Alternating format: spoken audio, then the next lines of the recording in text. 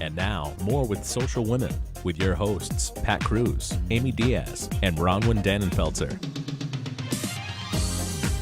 And we're with Sean Carew with the Providence Rescue Mission. He's the executive director here. We've got a few more questions that we want to get into with you. I'm ready. A little bit about everything that you're doing. Well, yeah, it's been a really neat thing, today. Well, what we are is we're a 501c3 nonprofit, and we feed and care for the homeless and poor of Providence and Rhode Island in general, but primarily Providence because it's our biggest urban center, so the poor are concentrated there. And a couple things make us unique. One of the things that makes us really unique is we're 100% privately funded. So we run solely on donations. So everything you see that we do is because other people care. Yeah. So that's kind of a unique thing where, it's direct. People will, like we're doing turkeys for families right now. So we'll do 2,000 families in the next couple of days.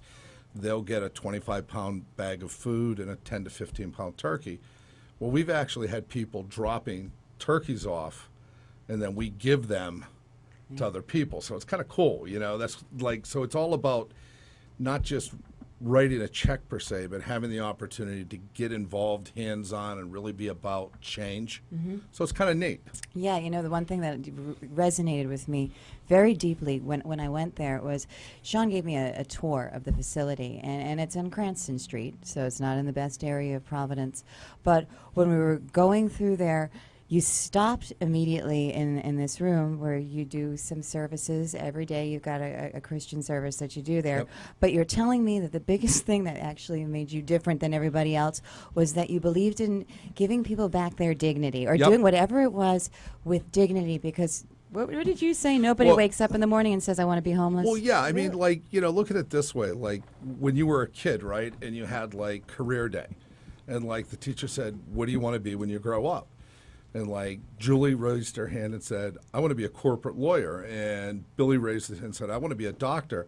Well, Jim didn't raise his hand and said, I want to be a homeless crack addict. That was never in the mix. Nobody ever wants to be homeless. Nobody ever intends to be homeless. But we know that in our society today, homelessness is real. And we can talk. There's all sorts of debate as to why it is, what it is. But at the end of the day, because nobody ever wanted to be homeless, you'd never have a good day being homeless. Like if you and I, we were saying, if you had a really bad day today, or if I have a really bad day today, at the end of the day, I could look and say, you know what? I think tomorrow's going to be a better day. And it's not that bad. It's not that bad. Well, when you're homeless, you don't wake up thinking that. If you're in a shelter, it doesn't matter if you're at the Mission, at another drop-in center, but you don't wake up going, yes, today, it's going to be good. Yeah. So we know that's not what's going on internally. So if we can bring, when you come into our doors, if we can bring dignity and love into your life, then that can be the start of saying, oh, wait, maybe it's not too late for me. Maybe there's hope. Maybe there's change. And I talk a lot, so you're going to have to jump in. That's okay. You should have warned me, Bronwyn. I'm not a quiet guy. I have to say, when you just mentioned Cranston Street, I have been there.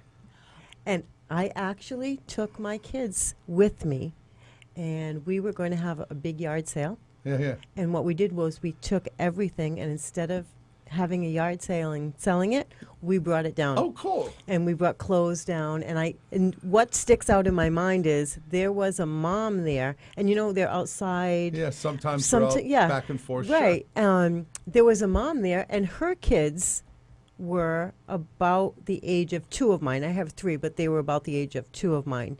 And the kids were so excited that they were giving to kids that needed it. Yeah. Well, they really cool. were. See, that's what we're about. We do a lot of things. I mean, we feed breakfast, lunch, and dinner 7 days a week. Without the holidays, I mean, we'll probably do for the month of November, just normal feeding, about 14,000 meals. Wow. We shelter nightly about 100 men and women. So, that's a lot of people. We have our dental facility. It's my second, what I said, it's my second favorite. I'm a minister. Cool. I'm a minister, so the chapel's my first favorite place. I'll be the first to admit it. But my second favorite place is our dental office, where it's really neat.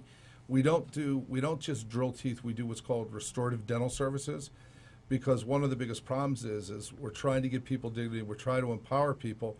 Well, if you have bad teeth, you can get sober, you can go get your GED, you can do the things you need to do. But if you come in to apply for a job and you Right. smile and they're broken and jagged, Yeah. not only won't you get hired, but they can't tell you why they won't hire you. So imagine if you've been dealing with addiction your whole life and you go to like 20 job interviews. And it, just you because of turn down, appearance.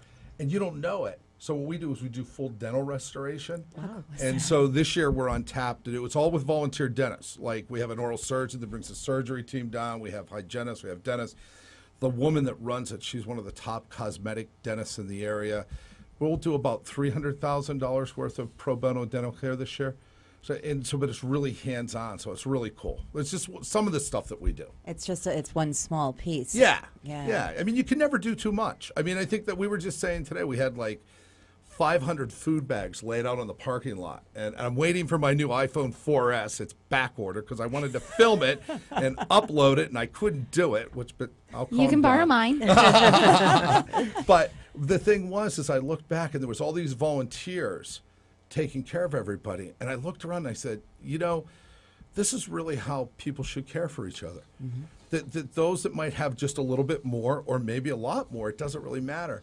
But they're down there taking care of those that have a little bit less or maybe a lot less. But it's with love and dignity. And I think that's how God would want it, by the way. I think he'd like a little dignity as we do it. So Yeah, there lift we up go. people's spirits. Yeah. Mhm. What can people do? How can we help? Well, I think the big thing is our Christmas season's coming up next. We're pretty much set with Thanksgiving. So our Christmas store, we take care of kids, provide a nice Christmas for them. So new toys, like to keep it less than, around $10, $12 range. We don't want to get too crazy. Bring them down to the Mission, unwrapped, and we set up a store and we let parents come and they can pick their toys, and then we have a wrapping station. We have volunteers who wrap it. Again, a lot of dignity. The kids aren't there, so in the morning, the kids don't know that their parents went to the Mission. So it does that family thing going on, so they can bring that. Food always, because we feed a lot of people. Socks, underwear, deodorant, things like that, anytime. 627 Cranston Street. Mm-hmm. That's our main address. We're open 24 hours a day, 7 days a week. You can drop it off anytime. And when I was visiting you, and Amy and I were talking about this, because I had a glow to me after I talked to you that Friday, because you showed me something that you made me aware of a lot of things, but you showed me this incredible women's shelter that you have put together that is like a bed and breakfast, and talk about a place for somebody to go. Tell me a little bit about that and the difference between men and women out on the streets, essentially. Well, I think it's not just on the streets. One of the things we notice is that women through their lives tend to be more caregivers. They tend to be much more sacrificial. So what we've tried to do, men tend to be more runners. We tend to be, and I'm a man, so I can say this, we're more irresponsible. Sorry, guys, it's just real. Women smarter, more responsible. It's just the real deal. But when you come into a situation of homelessness, men have different reasons for being homeless a lot of times than women. Desires not to be homeless anymore are different too. One of the biggest things for women is getting their lives together so they can reclaim their children. Very big thing. So what we did is we took a house over in South Providence, made it into this beautiful bed and breakfast. We had all volunteers build it. We restored it from the 1800s. It's 4,000 square feet. It's gorgeous. It's absolutely stunning. It's very safe. It's very much like a home. And now homeless women can come there. Moms, maybe a mom that's experienced domestic violence, and she's got kids, instead of losing her kids in the system, or I have nowhere to go with my kids, could come there.